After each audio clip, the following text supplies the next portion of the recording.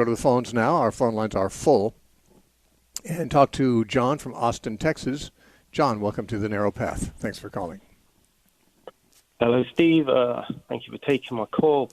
I've got a couple of questions, but there might not be time, so I'll just do the first one and see what happens. I know a Christian personally who believes the Lord's coming back this September, and there's a lot on YouTube, and there's a few reasons they give, but the main one, and this is what I want to ask you, is to do with the autumn festivals. And they make a big deal of Rosh Hashanah, where the phrase the Jews would say is no one knows the day or the hour, and they think that the Lord, when he said no one knows the day or hour, was specifically referring to that festival, because that's what the Jews say, because there's a 3-day gap in that festival, and that's the idiom they would say. Now, I know in the past you've said that one of the solutions, because obviously these Christians believe the Lord has to literally fulfill these autumn feasts the same way he fulfilled the spring feast in his first coming. And they think to the day and everything just like he did the first time. So I know you've said you think he's fulfilled all of the feasts. One possible solution is he fulfilled all of them, including autumn and spring, in his first coming. And then I think you mentioned some other solutions. Could you explain to me how he did that as one solution and any other possible solutions, rather than the one that they keep looking to, is that he is still yet to fulfill them? Right. Well, I'm very familiar with the idea that the fall feasts are related to the second coming of Christ in their fulfillment, just as the spring feasts in Israel's festal calendar were related to his first coming. And there's no question about that point. That is the point that Jesus died at Passover, the Spirit was poured out at Pentecost, he rose from the dead at first fruits and so forth. So these are the actual festivals on the dates the Jews were celebrating them. That's when he fulfilled them. Now, the Bible doesn't clearly tell us anything about the fulfillment of the fall festivals, and therefore it's speculative. Now, many Christians believe that the fall festivals will be fulfilled when Jesus returns, and some people have, a complete calendar spelled out of what each festival, how it'll be fulfilled in the future. I don't know that that's true. Now, I do believe it's more likely that those fall festivals were fulfilled in the first century, and the only reason for that is that Jesus said that the coming of the Romans, he said in Luke 21, verse 20 through 23, he said the coming of the Romans to destroy Jerusalem, which of course occurred in 70 AD, would be to fulfill all things that were written. Now, that doesn't mean all things that were written are about 70 AD, but obviously many things that are written were fulfilled before that time. But it sounds like he's saying by 70 AD, all the remaining things will be fulfilled that haven't already been fulfilled.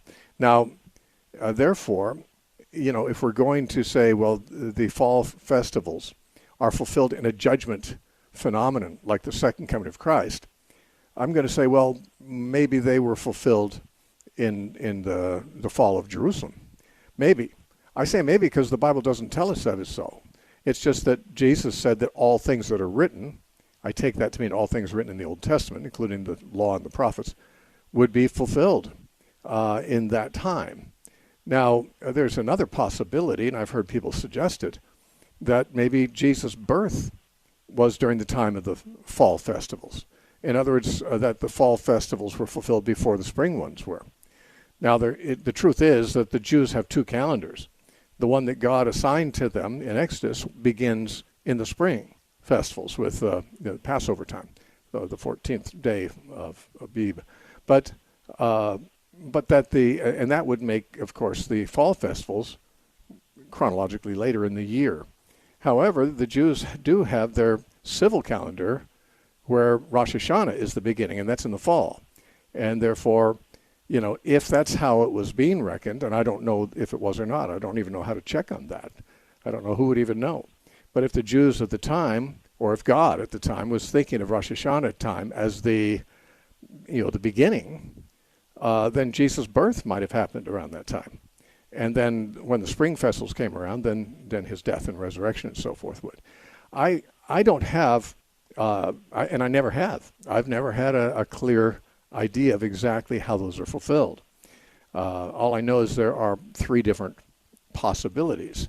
One of them is the popular one of the dispensations. They would say, well, those are going to be fulfilled when Jesus comes back. And that's why whenever someone predicts the actual date of the second coming, they always have it in September, because that's when these festivals are happening. And I would say this, that if indeed those festivals have not previously been fulfilled, then maybe then Jesus' coming should be sought at that time. That wouldn't be a problem to me. Although we still wouldn't know which year it is. I'm not sure why they would think this September would be it. I mean, there's, everyone who's predicted a given year as the year that Jesus would come back has been, 100% wrong, not just like 90 or 80% wrong. They've been 100% wrong. Every prediction has failed.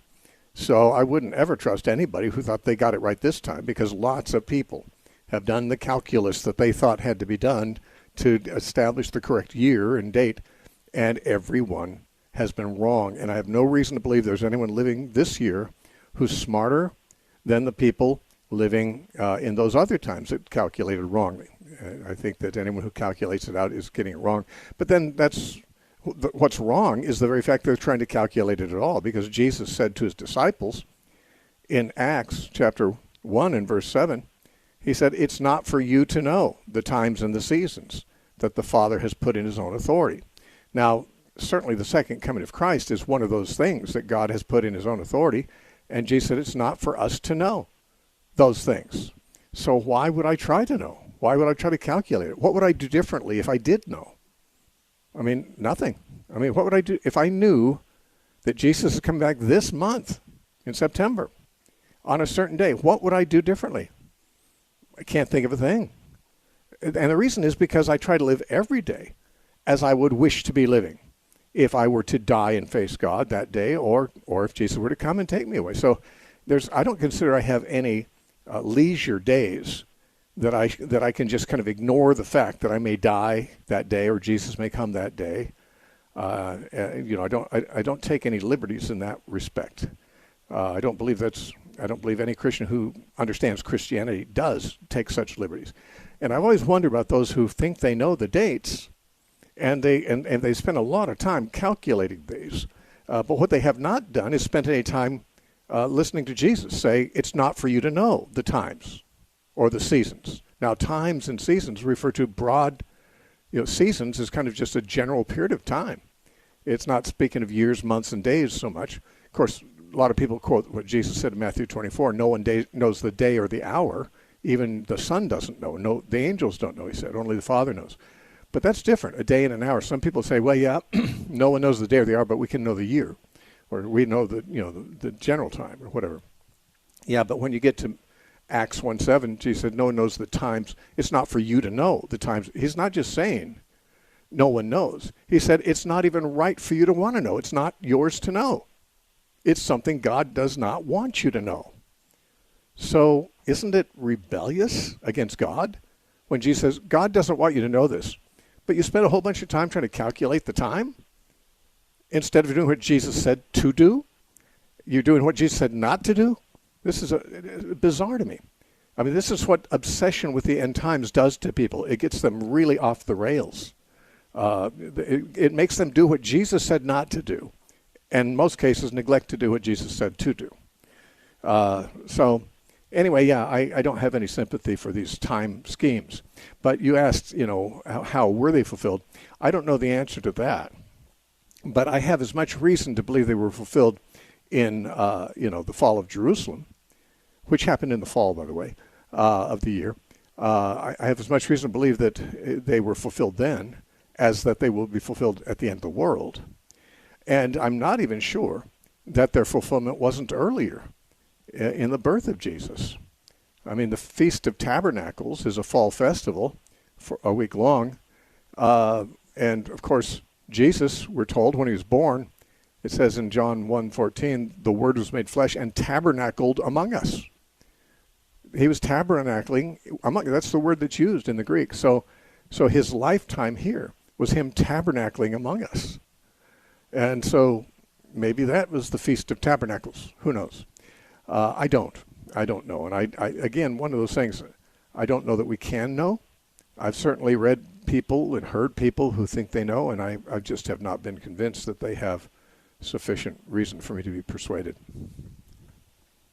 Well, thank you, Steve. Do you have time for one more question? We'll go ahead. We'll work it in. Yeah. Fantastic. Thank you.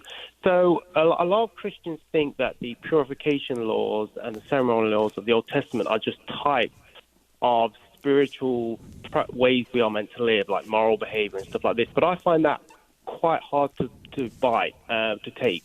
I'll give you a few reasons and I'll ask what you think. So okay. It seems to me many pagan temple-based religions had purification rules and ceremonial rules, and their basis for it was to come in contact with spiritual beings, you could get contaminated, so they believed you had to be cleansed. So they had that. There was that background thinking, and the Jews were. That's my first point. The second point is the Jews were already given moral laws.